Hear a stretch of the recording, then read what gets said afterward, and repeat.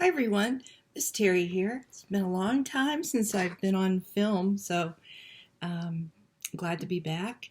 And today I am doing the program Book Look.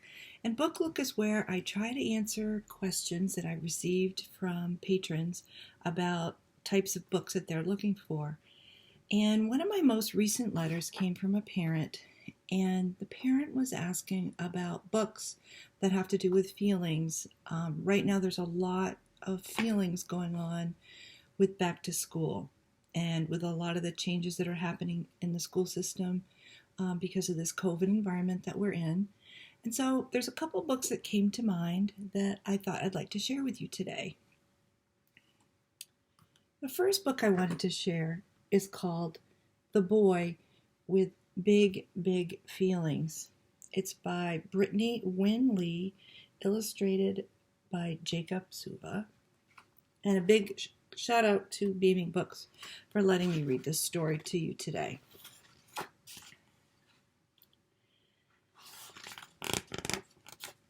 There once was a boy with feathery hair and a heart that was bursting with feeling. His emotions seemed bigger than everyone else's, and sometimes they made him go reeling. When playing outside on the yellowest days, a loud truck might rumble by, and wouldn't you know it, that big heart of his would push feelings right out of his eye. At night, when the shadows would form on the walls and fear would steal all of his rest, those feelings of his made it so hard to breathe as they jumped up and down on his chest.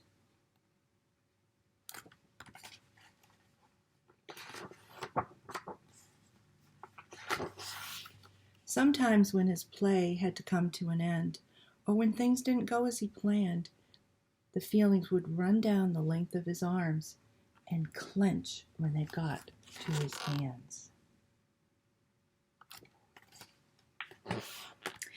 He felt happy feelings as big as the others, from tickles and hide-and-go-seek, and jokes and races and stories and songs that made feelings glow from his cheeks.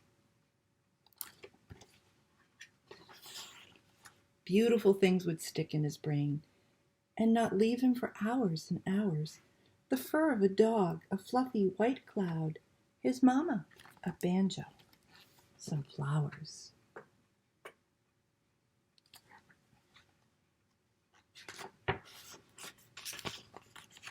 But when someone he loved had a very hard day, he'd feel he'd been over-equipped to feel all their feelings as deeply as they, which would quiver right out of his lip. I think we can all relate to this page. He wondered, why me? Why this big giant heart in a world that's so heavy and kind, where all of his feelings under the sun feel as if they were made to be mine?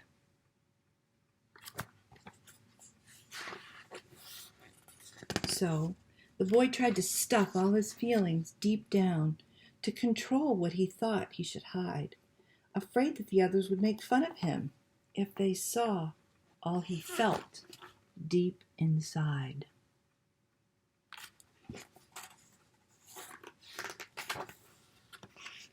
Would they think he was weak, dramatic, afraid? Would they call him a wimp or a baby if they saw the big thumping heart in his chest? Would they not want to play with him, maybe?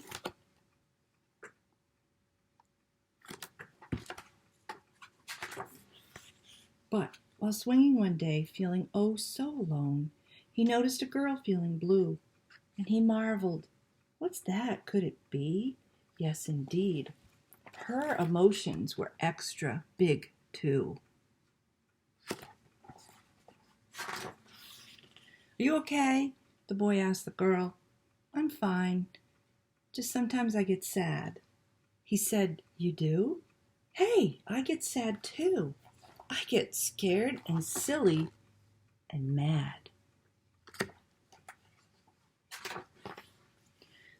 became pals who shared their big hearts, not feeling they had to pretend when they needed to cry or to laugh big and loud, since feelings had helped them make friends. And soon they noticed there were other big hearts in the classroom, in the playground, and the bus. And they smiled as they learned that it wasn't just them. Big emotions affect all of us. And we're all feeling a lot of big emotions right now. At school, at home, at work, everywhere. The boy and his friends slowly felt less alone with the feelings that live deep inside them. Emotions might feel big and scary sometimes, but that is no reason to hide them. The end. So again, I think this book really would help kids these days just to understand that having all these mixed feelings, that they're not alone, that a lot of other kids and parents, people are feeling the same way. That, again, a lot of us, we all have big emotions. All right? So again, The Boy with Big, Big Feelings, Brittany Winley. We have it here at the library. All right. Another book that I'm going to read to you today is one of my personal favorites, The Rabbit Listened.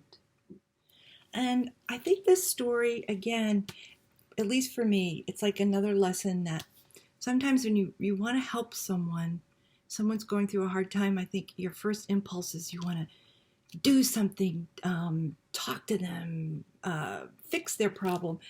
And again, this book sometimes it's really hard to fix someone's problem. But again, this story, the message to listen is one of the best gifts we can give. So let me give this a try and see what you think. The Rabbit Listened by Corey Dorfield. And a shout out to Dial Books for young readers. One day, Taylor decided to build something. Something new and something special.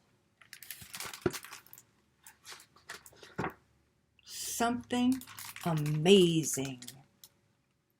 She was so proud. But then out of nowhere,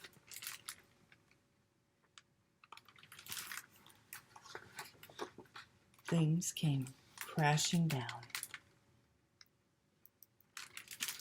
The chicken was the first to notice. Cluck, cluck, cluck, cluck, what a shame. I'm so sorry this happened. Let's talk about it. Cluck, cluck, cluck, cluck, cluck. But Taylor didn't feel like talking. So the chicken left. Next came the bear.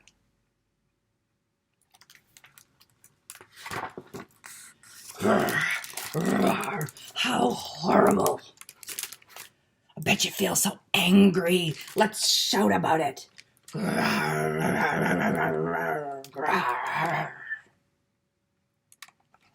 But Taylor didn't feel like shouting, so the bear left.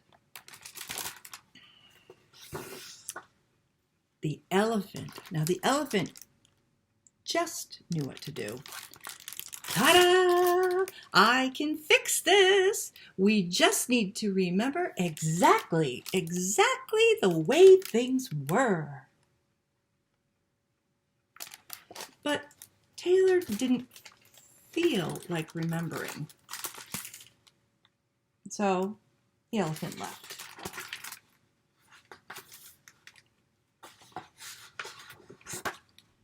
One by one they came. The hyena. Let's laugh about it. And the ostrich. Lope. Let's hide and let's pretend. Let's pretend that nothing happened. And the kangaroo. Tisk, tisk. What a mess. What a mess. Throw it all away. Throw it all away. And the snake. Let's go knock down someone else's.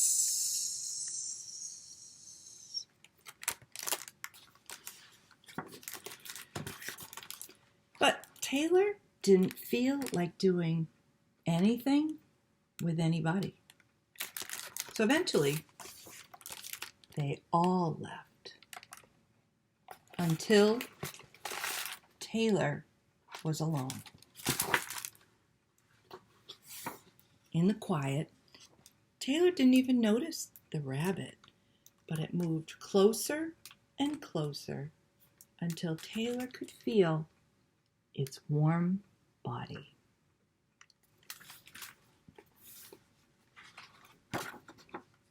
Together they sat in silence until Taylor said, "Please stay with me." And the rabbit listened.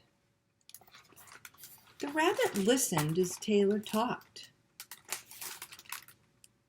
The rabbit listened as Taylor shouted. The rabbit listened as Taylor remembered and laughed.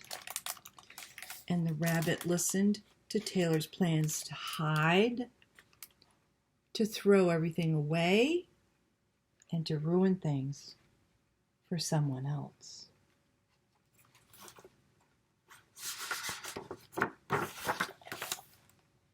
And through it all, the rabbit never left. And when the time was right, the rabbit listened to Taylor's plan to build again. "I can't wait," Taylor said. "It's going to be amazing." The end. So it's such a simple story, but it really isn't simple, is it? There's a lot of really cool messages in here, and again, a personal favorite. So before I end today, I'm just going to quickly show you a few other books that I think are helpful in these days that we're faced with. Some old favorites: The Kissing Hand by Audrey Penn. Been around a long time, but again, a sweet, helpful story.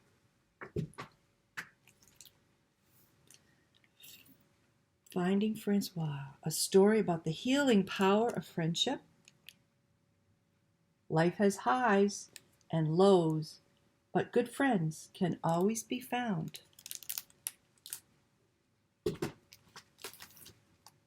Wemberly Worried. Remember Wemberly? Great. Kevin Henkes.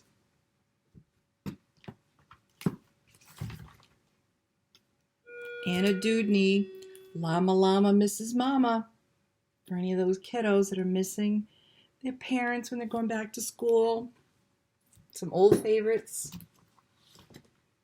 And then how about this one? Alexander and the Terrible, Horrible, No Good, Very Bad Day.